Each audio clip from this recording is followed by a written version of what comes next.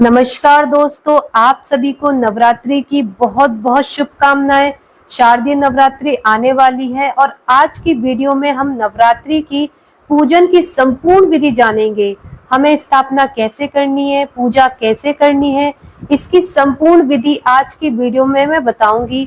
तो आप वीडियो को अंत तक जरूर देखना ताकि आपके सारे डाउट्स क्लियर हो जाएं। नवरात्रि के पहले दिन सुबह सुबह जल्दी स्नान करने के बाद हम जिस जगह पर पूजा करेंगे उस जगह को अच्छे से साफ करके एक चौकी लगा लेंगे। चौकी पर लाल रंग का वस्त्र बिछा लेंगे और उसके ऊपर हम माँ भगवती यानी माता रानी की फोटो या मूर्ति जो भी स्वरूप है उन्हें विराजमान करेंगे। तो सबसे पहले चावल का आसन दे देंगे। अब उसके बाद हम माता रानी को यहाँ पर विराजमान कर देंगे। इसके बाद हमें ज्वारे उगानी है। देखिए, शारदीय नवरात्रि में ज्वारे बोने का बहुत महत्व होता है। तो देखिए, ज्वारे बोने के लिए मैंने यहाँ पर मिट्टी का एक कुंडा ले लिया है। आप मिट्टी का कुंडा ले सकते हैं या कोई आप साफ सुथरा बर्तन भी ले सकते हो। उसमें मिट्टी भर देंगे। मिट्टी भरने के बाद उसमें हम जौ डाल देंगे। आप चाहें तो जौ भी डाल सकते हैं या जौ और गेहूं दोनों मिलाकर भी डाल सकते हैं। उसके बाद फिर हम जिस भी पात्र में ज्वारे उगा रहे हैं उस पर हम तिलक करेंगे और मौली बांध देंगे। इस तरह से ज्वारे उगाते हैं। अब यह ज्वारे का जो कुंडा है ये माता रानी के साथ में हम रख देंगे। तो चौकी पर हमें रखना है। तो यह जो कुंडा है इसके ऊपर ही आप कलश की स्थापना कर सकते हैं। लेकिन अगर आपकी चौकी बड़ी है, स्पेस है, तो आप अलग अलग से कलश की स्थापना कर लीजिए। स्थापना करने के लिए मैंने थोड़े से चावल डाले हैं। ज्यादा चावल नहीं डालिएगा क्योंकि जो मिट्टी का जो कलश है ना, इससे फिर चावल फूल जाते हैं। 9 दिन की स्थापना होती है तो चावल फिर सीलन मान जाते हैं, इसलिए थोड़े से चावल हम डालेंगे। उसके बाद जो कलश है उस पर स्वास्तिक बना लेंगे, मौली बांध लेंगे, थोड़ा सा गंगा जल डाल के उसको हम जल से भर लेंगे। इसमें हम हल्दी, सुपारी, लौंग, इलायची और एक सिक्का, ये पांचों चीज डाल देंगे। फिर हम अशोक के पत्ते हमें इसमें सजाएंगे। आप चाहें तो आम के पत्ते भी ले सकते हैं। सजाने से पहले हम उनको तिलक कर लेंगे और फिर अशोक के पत्ते हम इसमें सजा देंगे। अब हम कलश के ऊपर रखने के लिए नारियल तैयार करेंगे। तो जटा वाला नारियल हमने लेना है। नारियल पर तिलक लगा लेंगे। उस पर हम कोई भी लाल रंग का वस्त्र या फिर चुंदरी बांध देंगे और मौली लपेट देंगे ताकि कपड़ा इधर उधर हिले ना। इस तरह से नारियल तैयार हो जाएगा।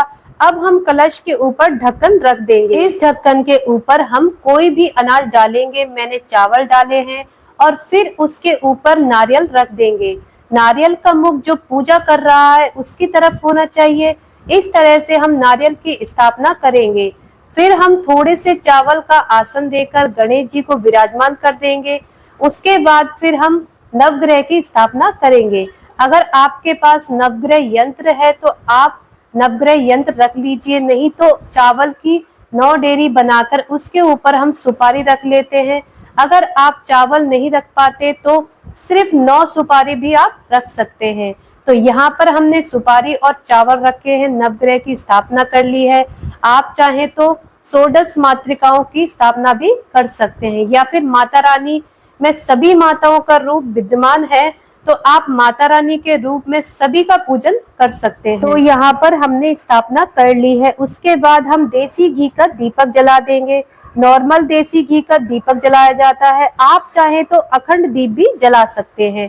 अगर आप अखंड दीप जला रहे हैं तो उस दीपक को फिर हिलाना नहीं होता, वह पूरे 9 दिन तक जलता है। मैंने सिंपल दीपक जलाया है। दीपक जलाने के बाद हाथ जोड़कर माता रानी से प्रार्थना करेंगे, हे मात भवानी, मैं पूरे 9 दिन के लिए अपने घर में आपका पूजन कर रही हूँ या कर रहा हूँ। आप मेरी पूजा स्वीकार करें और इन 9 दिनों में कोई गलती रह जाए तो मुझे क्षमा करें। ऐसा संकल्प करने के बाद फिर पूजा शुरू करेंगे। तो पूजा की शुरुआत में सबको हम स्नान का भाव करा के जल के छींटे लगा देंगे। वस्त्र के रूप में हम सभी को कलावा समर्पित कर देंगे। तो गणेश जी को, माता रानी को कलावा समर्पित कर दिया है। कलश पर पहले ही कलावा बांध दिया था। अब जो नवग्रह हैं, नवग्रह पर भी हम छोटे छोटे कलावे के टुकड़े वस्त्र के रूप में समर्पित कर देंगे। और जो जुआरे हमने उगाए हैं, जुआरे के कुंड पर भी हमें मौली यानी कलावा जरूर बांधना है। इसके बाद हम सभी को तिलक करेंगे। तो रोली से हम सभी को तिलक कर देंगे, गणेश जी को तिलक करेंगे, माता रानी को तिलक करेंगे, फोटो में विद्यमान सभी देवियों को हम तिलक कर देंगे। कलश पर भी हम यहाँ पर स्वास्तिक बना देंगे। और जो नवग्रह हैं, नवग्रह को हमें सूखी रोली या हल्दी समर्पित करनी है, क्योंकि एक बार स्थापना करने के बाद सुपारियों को हिलाना नहीं है। तो सूखी हल्दी इस तरह से सभी को तिलक करेंगे। उसके बाद हम तिलक के ऊपर अक्षत यानी चावल समर्पित कर देंगे। फिर हम गणेश जी को वस्त्र के रूप में यहाँ पर जनेऊ समर्पित कर देंगे। माता रानी को हम लाल रंग की चुंदरी समर्पित कर देंगे। आपके पास जनेऊ नहीं है तो कोई बात, कलावा समर्पित कर सकते हैं। उसके बाद हम फूल समर्पित कर देंगे। जो भी फूल आपके पास हो वह फूल आप सभी को यहाँ पर समर्पित कर दीजिएगा। माता रानी को हम श्रृंगार समर्पित करेंगे। आप चाहें तो 16 श्रृंगार भी आप समर्पित कर सकते हैं। अगर आपके पास 16 श्रृंगार नहीं है तो जितना भी श्रृंगार हो आप उतना ही माता रानी को समर्पित कर सकते हैं। श्रृंगार हमें पूरे 9 दिन में एक बार समर्पित करना है। आप कभी भी समर्पित कर सकते हैं। पहले दिन हम स्थापना करेंगे, उस दिन भोग में हम बतासे समर्पित करेंगे। बतासे का भोग सबसे ज़्यादा शुभ माना जाता है, तो हो सके तो आप बताशे का भोग जरूर समर्पित कीजिएगा, नहीं तो मिश्री भी ले सकते हैं। साथ में हम पंचमेवा समर्पित कर देंगे, ऋतु फल का भोग समर्पित कर देंगे और फिर हम जल समर्पित कर देंगे। इस तरह से भोग समर्पित करने के बाद फिर हमें दक्षिणा समर्पित करनी है। दक्षिणा भी हमें 9 दिन में एक बार समर्पित करनी है। आप कभी भी समर्पित कर सकते हैं। यहाँ पर हमने दक्षिणा समर्पित कर दी है। फिर उसके बाद हमें छोटा सा हवन करना होता है। नवरात्रि पूजा में सुबह के समय छोटा सा हवन करना जरूरी होता है। इसके लिए हम गाय के गोबर से बने हुए उपले को जला लेंगे। इसमें हमें भोग समर्पित करना है। तो भोग में सबसे पहले हम लौंग का जोड़ा समर्पित करेंगे। लौंग हमें साबुत लेना है, फूल के साथ 2 लौंग एक साथ हम लेंगे। उसमें थोड़ा सा घी हम लगा देंगे, फिर हम अग्नि में समर्पित कर देंगे। जय माता दी बोलते हुए हमें ये लौंग समर्पित करेंगे। 2 बार हमें 2 जोड़े समर्पित करने हैं लौंग के। इसके बाद हमने भोग जो चढ़ाया है बताशे का या मिश्री का, जो भी हमने चढ़ाया है वो हम समर्पित कर देंगे।